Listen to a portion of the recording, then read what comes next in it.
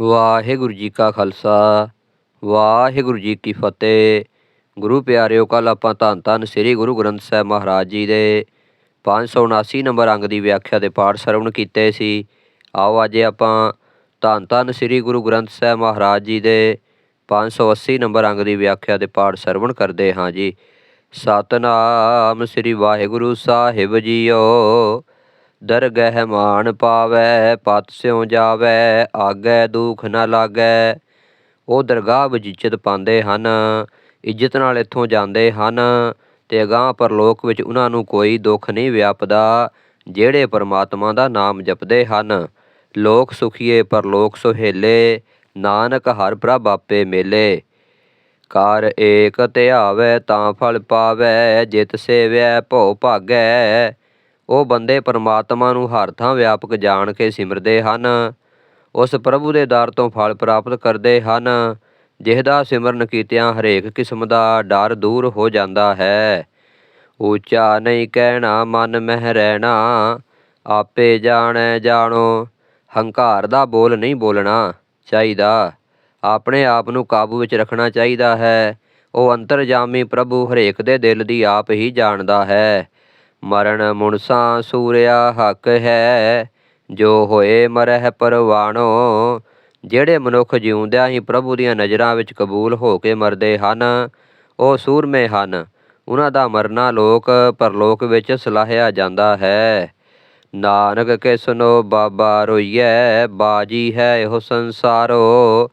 ਹੇ ਨਾਨਕ, ਇਹ ਜਗਤ ਇੱਕ ਖੇਡ ਹੈ, ਖੇਡ ਬਣਦੀ ਢਹਿੰਦੀ ਹੀ ਰਹਿੰਦੀ ਹੈ, ਕਿਸੇ ਦੇ ਮਰਨ 'ਤੇ ਰੋਣਾ ਵਿਅਰਥ ਹੈ। ਕੀਤਾ ਵੇਖੈ ਸਾਹਿਬ ਆਪਣਾ, ਕੁਦਰਤ ਕਰੇ ਵਿਚਾਰੋ। ਮਾਲਕ ਪ੍ਰਭੂ ਆਪਣੇ ਪੈਦਾ ਕੀਤੇ ਜਗਤ ਦੀ ਆਪ ਸੰਭਾਲ ਕਰਦਾ ਹੈ, ਆਪਣੀ ਰਚੀ ਰਚਨਾ ਦਾ ਆਪ ਧਿਆਨ ਰੱਖਦਾ ਹੈ।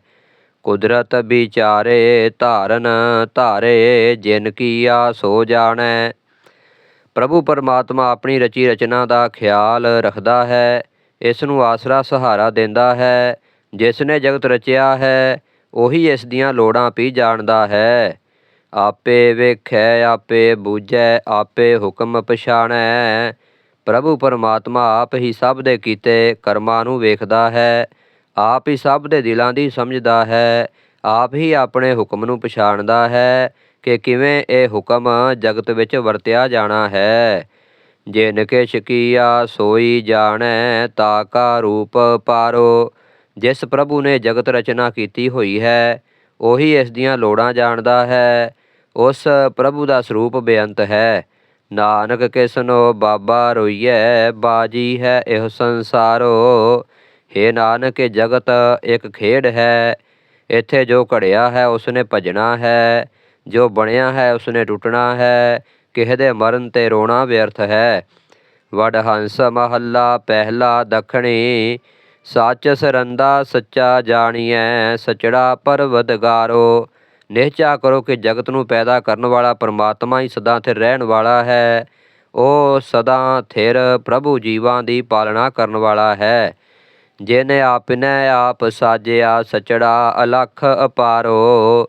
ਜਿਸ ਸਦਾ ਥਿਰ ਨੇ ਆਪਣਾ ਆਪ ਹੀ ਆਪਣੇ ਆਪ ਨੂੰ ਜਗਤ ਦੇ ਰੂਪ ਵਿੱਚ ਪ੍ਰਗਟ ਕੀਤਾ ਹੋਇਆ ਹੈ, ਉਹ ਦ੍ਰਿਸ਼ਟ ਹੈ ਅਤੇ ਬੇਅੰਤ ਹੈ। ਦੋਏ ਪੁੜ ਜੋੜ ਵਿਛੋੜਿਅਨ, ਗੁਰ ਬਿਨ ਘੋਰ ਅੰਧਾਰੋ। ਦੋਵੇਂ ਪੁੜ ਧਰਤੀ ਅਤੇ ਆਕਾਸ਼ ਜੋੜ ਕੇ ਭਾਵ ਜਗਤ ਰਚਨਾ ਕਰਕੇ ਉਸ ਪ੍ਰਭੂ ਨੇ ਜੀਵਾਂ ਨੂੰ ਮਾਇਆ ਦੇ ਮੋਹ ਵਿੱਚ ਫਸਾ ਕੇ ਆਪਣੇ ਨਾਲੋਂ ਵਿਛੋੜ ਦਿੱਤਾ ਹੈ। ਗੁਰੂ ਤੋਂ ਬਿਨਾਂ ਜਗਤ ਵਿੱਚ ਮਾਇਆ ਦੇ ਮੋਹ ਦਾ ਘੁੱਪ ਹਨੇਰਾ ਹੈ। ਸੂਰਜ ਚੰਦ ਸਿਰਜਿਅਨ, ਐਨਸ ਚਲਤ ਵਿਚਾਰੋ। ਉਸ ਪਰਮਾਤਮਾ ਨੇ ਹੀ ਸੂਰਜ ਅਤੇ ਚੰਦਰਮਾ ਬਣਾ ਕੇ ਇਹ ਦਿਨ ਅਤੇ ਰਾਤ ਦਾ ਜਗਤ ਤਮਾਸ਼ਾ ਬਣਾਇਆ ਹੈ। ਸਚੜਾ ਸਾਹਿਬ ਸੱਚ ਤੋ, ਸਚੜਾ ਦੇਹ ਪਿਆਰੋ ਰਹਾਓ। ਹੇ ਪ੍ਰਭੂ, ਤੂੰ ਸਦਾ ਹੀ ਥਿਰ ਰਹਿਣ ਵਾਲਾ ਮਾਲਕ ਹੈ। ਤੂੰ ਆਪ ਹੀ ਸਭ ਜੀਵਾਂ ਨੂੰ ਸਦਾ ਥਿਰ ਰਹਿਣ ਵਾਲੇ ਪਿਆਰ ਦੀ ਦਾਤ ਦਿੰਦਾ ਹੈ। ਰਹਾਓ। ਤੁਧ ਸਿਰਜੀ ਮੇਦਨੀ, ਦੁੱਖ ਸੁੱਖ ਦੇਵਨ ਹਾਰੋ। ਹੇ ਪ੍ਰਭੂ, ਤੂੰ ਹੀ ਸ੍ਰਿਸ਼ਟੀ ਪੈਦਾ ਕੀਤੀ ਹੈ, ਜੀਵਾਂ ਨੂੰ ਦੁੱਖ ਅਤੇ ਸੁੱਖ ਦੇਣ ਵਾਲਾ ਤੂੰ ਆਪ ਹੀ ਹੈ। ਨਾਰੀ ਪੁਰਖ ਸਿਰਜਿਐ, ਬਿਖ ਮਾਇਆ ਮੋਹ ਪਿਆਰੋ। ਇਸਤਰੀਆਂ ਤੇ ਮਰਦ ਵੀ ਤੂੰ ਪੈਦਾ ਕੀਤੇ ਹਨ। ਮਾਇਆ ਜ਼ਹਿਰ ਦਾ ਮੋਹ ਤੇ ਪਿਆਰ ਵੀ ਤੂੰ ਹੀ ਬਣਾਇਆ ਹੈ। ਖਾਣੀ ਬਾਣੀ ਤੇਰੀਆਂ ਦੇਹ ਜੀਆ ਆਧਾਰੋ। ਜੀਵ ਉਤਪੱਤੀ ਦੀਆਂ ਚਾਰ ਖਾਣੀਆਂ ਤੇ ਜੀਵਾਂ ਦੀਆਂ ਬੋਲੀਆਂ ਵੀ ਤੇਰੀਆਂ ਹੀ ਰਚੀਆਂ ਹੋਈਆਂ ਹਨ। ਅੰਡਜ ਜੇਰਜ ਸਿਤ ਜੁਤ ਭੁਜ ਇਹ ਚਾਰ ਖਾਣੀਆਂ ਹਨ। ਕੁਦਰਤ ਤਖਤ ਰਚਾਇਆ ਸਾਚਨ ਬੇੜਨ ਹਾਰੋ। ਹੇ ਪ੍ਰਭੂ, ਸਭ ਜੀਵਾਂ ਨੂੰ ਤੂੰ ਹੀ ਆਸਰਾ ਦਿੰਦਾ ਹੈ। ਇਹ ਸਾਰੀ ਰਚਨਾ ਰੂਪ ਤਖਤ ਤੂੰ ਹੀ ਆਪਣੇ ਬੈਠਣ ਵਾਸਤੇ ਬਣਾਇਆ ਹੈ। ਤੂੰ ਆਪ ਹੀ ਕਰਮਾਂ ਦੇ ਲੇਖ ਵੀ ਮੁਕਾਉਣ ਵਾਲਾ ਹੈ। ਆਵਾ ਗਵਣ ਸਿਰਜਿਆ ਤੂੰ ਥਿਰ ਕਰਨੈ ਹਾਰੋ। ਹੇ ਕਰਤਾਰ ਕਰਨਹਾਰ, ਜੀਵਾਂ ਵਾਸਤੇ ਜਨਮ ਮਰਨ ਦਾ ਗੇੜ ਤੂੰ ਹੀ ਪੈਦਾ ਕੀਤਾ ਹੈ, ਪਰ ਤੂੰ ਆਪ ਸਦਾ ਕਾਇਮ ਰਹਿਣ ਵਾਲਾ ਹੈ। ਜੰਮਣ ਮਰਨਾ ਆਏ ਗਿਆ ਬਦਕ ਜਿਉ ਬੇਕਾਰੋ। ਮਾਇਆ ਦੇ ਮੋਹ ਦੇ ਕਾਰਨ ਵਿਕਾਰਾਂ ਵਿੱਚ ਬੱਝਾ ਹੋਇਆ ਜੀਵ ਨਿਤ ਜੰਮਦਾ ਹੈ ਤੇ ਮਰਦਾ ਹੈ। ਇਸ ਨੂੰ ਜਨਮ ਮਰਨ ਦਾ ਚੱਕਰ ਪਿਆ ਹੀ ਰਹਿੰਦਾ ਹੈ। ਭੂਡੜੈ ਨਾਮ ਵਿਸਾਰਿਆ ਬੂਡੜੈ ਕਿਆ ਤਿਸ ਚਾਰੋ। ਮਾਇਆ ਦੇ ਮੋਹ ਵਿੱਚ ਫਸੇ ਭੈੜੇ ਜੀਵ ਨੇ ਤੇਰਾ ਨਾਮ ਭੁਲਾ ਦਿੱਤਾ ਹੈ। ਮੋਹ ਵਿੱਚ ਡੁੱਬੇ ਹੋਏ ਦੀ ਕੋਈ ਪੇਸ਼ ਨਹੀਂ ਜਾਂਦੀ। ਗੁਣ ਛੋੜ ਬਿਖ ਲੱਦਿਆ ਅਵਗੁਣ ਕਾ ਵਣਜਾਰੋ। ਗੁਣਾਂ ਨੂੰ ਛੱਡ ਕੇ ਵਿਕਾਰਾਂ ਦਾ ਜ਼ਹਿਰ ਇਸ ਜੀਵ ਨੇ ਇਕੱਠਾ ਕਰ ਲਿਆ ਹੈ। ਜਗਤ ਵਿੱਚ ਆ ਕੇ ਸਾਰੀ ਉਮਰ ਔਗੁਣਾਂ ਦਾ ਹੀ ਵਣਜ ਕਰਦਾ ਰਹਿੰਦਾ ਹੈ। ਸਦੜੇ ਆਏ ਜਿਨ੍ਹਾਂ ਤਿਨ੍ਹਾਂ ਜਾਨੀਆਂ ਹੁਕਮ ਸੱਚੇ ਕਰਤਾਰੋ। ਸਦੜੇ ਆਏ ਤਿਨ੍ਹਾਂ ਜਾਨੀਆਂ ਹੁਕਮ ਸੱਚੇ ਕਰਤਾਰੋ। ਜਦੋਂ ਸਦਾ ਸਿਰ ਰਹਿਣ ਵਾਲੇ ਕਰਤਾਰ ਦੇ ਹੁਕਮ ਵਿੱਚ ਰੂਹ ਨੂੰ ਇੱਥੋਂ ਜਾਣ ਦੇ ਸੱਦੇ ਆਉਂਦੇ ਹਨ। ਨਾਰੀ ਪੁਰਖ ਵਿਛੁੰਨਿਆ ਵਿਛੜਿਆ ਮੇਲਣ ਹਾਰੋ। ਤਾਂ ਮਰਨ ਵੇਲੇ ਇਸਤਰੀ ਮਰਦਾਂ ਦੇ ਵਿਛੋੜੇ ਹੋ ਜਾਂਦੇ ਹਨ ਤੇ ਵਿਛੜਿਆਂ ਨੂੰ ਤਾਂ ਪਰਮਾਤਮਾ ਆਪ ਹੀ ਮੇਲਣ ਦੇ ਸਮਰੱਥ ਹੈ। ਰੂਪ ਨਾ ਜਾਣੈ ਸੋਹਣੀਐ ਹੁਕਮ ਬੱਧੀ ਸਿਰ ਕਾਰੋ। ਜਮ ਕਿਸੇ ਸੁੰਦਰੀ ਦੇ ਰੂਪ ਦੀ ਪਰਵਾਹ ਨਹੀਂ ਕਰ ਸਕਦਾ, ਮੌਤ ਤੋਂ ਖਿਮਾ ਨਹੀਂ ਦਿੰਦਾ, ਕਿਉਂਕਿ ਉਹ ਵੀ ਪਰਮਾਤਮਾ ਦੇ ਹੁਕਮ ਵਿੱਚ ਬੱਧਾ ਹੋਇਆ ਹੈ। ਬਾਲਕ ਬਿਰਧ ਨਾ ਜਾਣਨੀ ਤੋੜਨ ਹੇਤ ਪਿਆਰੋ।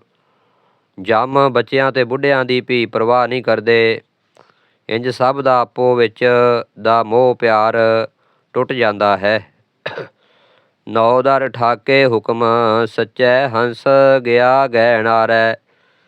ਜਦੋਂ ਸਦਾ ਸਥਿਰ ਰਹਿਣ ਵਾਲੇ ਪਰਮਾਤਮਾ ਦੇ ਹੁਕਮ ਵਿੱਚ ਰੂਹ ਦੇ ਜਾਣ ਦਾ ਸੱਦਾ ਆਉਂਦਾ ਹੈ ਤਾਂ ਸਰੀਰ ਦੇ 9 ਦਰਵਾਜ਼ੇ ਬੰਦ ਹੋ ਜਾਂਦੇ ਹਨ ਤੇ ਜੀਵ ਆਤਮਾ ਕਿਤੇ ਆਕਾਸ਼ ਵਿੱਚ ਚਲੀ ਜਾਂਦੀ ਹੈ। ਸਾ ਤਨ ਛੁੱਟੀ ਮੁੱਠੀ ਝੂਠ ਵਿਦਣੀਆਂ ਮਿਰਤਕੜਾ ਅੰਗਨੜੇ ਬਾਰੇ। ਜਦ ਪਤੀ ਦੀ ਜੀਵ ਆਤਮਾ ਚਲੀ ਜਾਂਦੀ ਹੈ ਤਾਂ ਨਿਖਸਮੀ ਇਸਤਰੀ ਇਕੱਲੀ ਰਹਿ ਜਾਂਦੀ ਹੈ। ਉਹ ਮਾਇਆ ਦੇ ਮੋਹ ਵਿੱਚ ਲੁੱਟ ਕੇ ਵਿਧਵਾ ਹੋ ਗਈ ਹੈ ਤੇ ਲੋਥ ਘਰ ਦੇ ਵਿਹੜੇ ਵਿੱਚ ਪਈ ਹੁੰਦੀ ਹੈ। ਸੁਰਤ ਮੋਈ ਮਰ ਮਾਈਏ ਮਹਿਲ ਰੁੰਨੀ ਦਰਬਾਰੇ। ਜਿਸ ਨੂੰ ਵੇਖ ਵੇਖ ਕੇ ਉਹ ਇਸਤਰੀ ਦਲੀਜਾਂ ਵਿੱਚ ਬੈਠੀ ਰੋਂਦੀ ਹੈ ਤੇ ਆਖਦੀ ਹੈ, ਹੇ ਮਾਏ, ਇਸ ਮੌਤ ਨੂੰ ਵੇਖ ਕੇ ਮੇਰੀ ਅਕਲ ਟਿਕਾਣੇ ਨਹੀਂ ਰਹਿ ਗਈ। ਰੋਵੋ ਕੰਤਮ ਹੇਲੀ ਹੋ ਸੱਚੇ ਕੇ ਗੁਣ ਸਾਰੇ। ਹੇ ਪ੍ਰਭੂ, ਕੰਤ ਦੀ ਜੀਵ ਇਸਤਰੀਓ, ਤੁਸੀਂ ਸੱਚੇ ਪ੍ਰਭੂ ਦੀ ਸਿਫਤ ਸਲਾਹ ਕਰੋ ਤੇ ਇੰਝ ਜੀਵਨ ਸਫਲ ਕਰੋ। ਜਲ ਮਲ ਜਾਨੀ ਨ ਵਾਲਿਆ ਕੱਪੜ ਪੱਟ ਬਾਰੇ। ਸਾਗ ਸੰਬੰਧੀ ਮਰੇ ਪ੍ਰਾਣੀ ਦੀ ਲੋਥ ਨੂੰ ਪਾਣੀ ਨਾਲ ਮਲ ਕੇ ਇਸ਼ਨਾਨ ਕਰਾਉਂਦੇ ਹਨ ਤੇ ਰੇਸ਼ਮ ਆਦਿਕ ਦੇ ਕੱਪੜੇ ਨਾਲ ਲਪੇਟਦੇ ਹਨ। ਵਾਜੇ ਵੱਜੇ ਸੱਚੀ ਬਾਣੀਆਂ ਪੰਚ ਮੂਏ ਮਨ ਮਾਰੇ। ਉਸ ਨੂੰ ਮਸਾਣਾ ਵਿੱਚ ਲੈ ਜਾਣ ਵਾਸਤੇ ਰਾਮ ਨਾਮ ਸੱਤ ਹੈ ਦੇ ਬੋਲ ਸ਼ੁਰੂ ਹੋ ਜਾਂਦੇ ਹਨ ਤੇ ਨਿਗੜਦੇ ਸੰਬੰਧੀ ਗਮ ਨਾਲ ਮੋਇਆਂ ਵਰਗੇ ਹੋ ਜਾਂਦੇ ਹਨ। ਜਾਨੀ ਵਿਛੁੰਨੜੇ ਮੇਰਾ ਮਰਨ ਪਿਆ ਤ੍ਰਿਗ ਜੀਵਨ ਸੰਸਾਰੇ। ਉਹਦੀ ਇਸਤਰੀ ਰੋਂਦੀ ਹੈ ਤੇ ਆਖਦੀ ਹੈ, ਸਾਥੀ ਦੇ ਮਰਨ ਨਾਲ ਮੈਂ ਵੀ ਮੋਇਆਂ ਵਰਗੀ ਹੋ ਗਈ ਹਾਂ। ਹੁਣ ਸੰਸਾਰ ਵਿੱਚ ਮੇਰੇ ਜਿਉਣ ਨੂੰ ਫਟਕਾਰ ਹੈ। ਜੀਵਤ ਮਰੈ ਸੋ ਜਾਣੀਐ, ਫਿਰ ਸਚੜੈ ਹੇਤ ਪਿਆਰੇ। ਪਰ ਜਿਹੜਾ ਜਿਉਂਦਿਆਂ ਹੋਇਆ ਮਰਦਾ ਹੈ, ਭਾਵ ਮੋਹ ਨੂੰ ਛੱਡਦਾ ਹੈ, ਉਹ ਪਰਮਾਤਮਾ ਦੀ ਹਜ਼ੂਰੀ ਵਿੱਚ ਆਦਰ ਪਾਉਂਦਾ ਹੈ। ਤੁਸੀਂ ਰੋਵਹੁ ਰੋਵਣ ਆਈ ਹੋ, ਝੂਠ ਮੁੱਠੀ ਸੰਸਾਰੇ। ਹੇ ਜੀਵ ਇਸਤਰੀਓ, ਤੁਸੀਂ ਦੁਖੀ ਹੋਣ ਵਾਸਤੇ ਹੀ ਜਗਤ ਵਿੱਚ ਆਈਆਂ ਹੋ, ਕਿਉਂਕਿ ਸੰਸਾਰ ਵਿੱਚ ਤੁਹਾਨੂੰ ਮਾਇਆ ਦੇ ਮੋਹ ਨੇ ਠੱਗਿਆ ਹੋਇਆ ਹੈ। ਹੋ ਮੁਠੜੀ ਧੰਦੈ ਧਾਵਣੀਆਂ, ਫਿਰ ਛੋਡਿਆੜੀ ਵਿਧਨਕਾਰੇ। ਜਦ ਤੱਕ ਮੈਂ ਮਾਇਆ ਦੇ ਆਹਰ ਵਿੱਚ, ਮਾਇਆ ਦੀ ਦੌੜ ਭੱਜ ਵਿੱਚ ਠੱਗੀ ਜਾ ਰਹੀ ਹਾਂ, ਤਦ ਤੱਕ ਨਿਖਸਮੀਆਂ ਵਾਲੀ ਕਾਰ ਦੇ ਕਾਰਨ ਖਸਮ ਪ੍ਰਭੂ ਨੇ ਮੈਨੂੰ ਛੱਡਿਆ ਹੋਇਆ ਹੈ। ਘਰ ਘਰ ਕੰਤਮ ਹੇਲੀਆ, ਰੂੜੈ ਹੇਤ ਪਿਆਰੇ। ਖਸਮ ਪ੍ਰਭੂ ਤਾਂ ਹਰੇਕ ਜੀਵ ਇਸਤਰੀ ਦੇ ਹਿਰਦੇ ਘਰ ਵਿੱਚ ਵਸ ਰਿਹਾ ਹੈ, ਅਤੇ ਉਹ ਸੁੰਦਰ ਜੋ ਪ੍ਰਭੂ ਦੇ ਪਿਆਰ ਵਿੱਚ, ਪ੍ਰੇਮ ਵਿੱਚ ਮਗਨ ਰਹਿੰਦੀਆਂ ਹਨ, ਉਹ ਸੁੰਦਰ ਜੀਵ ਇਸਤਰੀਆਂ ਬਣ ਜਾਂਦੀਆਂ ਹਨ। ਹੋ ਮੁਠੜੀ ਧੰਦੈ ਧਾਵਣੀਆਂ, ਫਿਰ ਛੋਡਿਆੜੀ ਵਿਧਨਕਾਰੇ। ਘਰ ਘਰ ਕੰਤ ਮਹੇਲੀਆ, ਰੂੜੈ ਹੇਤ ਪਿਆਰੇ। ਵਾਹਿਗੁਰੂ ਜੀ ਕਾ ਖਾਲਸਾ, ਵਾਹਿਗੁਰੂ ਜੀ ਕੀ ਫਤਿਹ। ਗੁਰੂ ਪਿਆਰਿਓ, ਅੱਜ ਆਪਾਂ ਧੰਨ ਧੰਨ ਸ੍ਰੀ ਗੁਰੂ ਗ੍ਰੰਥ ਸਾਹਿਬ ਮਹਾਰਾਜ ਜੀ ਦੇ 580 ਨੰਬਰ ਅੰਗ ਦੀ ਵਿਆਖਿਆ ਦੇ ਪਾਠ ਸਰਵਣ ਕੀਤੇ ਹਨ। ਕੱਲ੍ਹ ਨੂੰ ਆਪਾਂ ਧੰਨ ਧੰਨ ਸ੍ਰੀ ਗੁਰੂ ਗ੍ਰੰਥ ਸਾਹਿਬ ਮਹਾਰਾਜ ਜੀ ਦੇ 581 ਨੰਬਰ ਅੰਗ ਦੀ ਵਿਆਖਿਆ ਦੇ ਪਾਠ ਸਰਵਣ ਕਰਾਂਗੇ। ਭੁੱਲ ਚੁੱਕ ਦੀ ਖਿਮਾ ਗੁਰੂ ਸੰਗਤ ਬਖਸ਼ਣ ਯੋਗ ਹੈ ਜੀ। ਹੋਈਆਂ ਬੇਅੰਤ ਭੁੱਲਾਂ ਦੀ ਮੁਆਫੀ। ਵਾਹਿਗੁਰੂ ਜੀ ਕਾ ਖਾਲਸਾ, ਵਾਹਿਗੁਰੂ ਜੀ ਕੀ ਫਤਿਹ।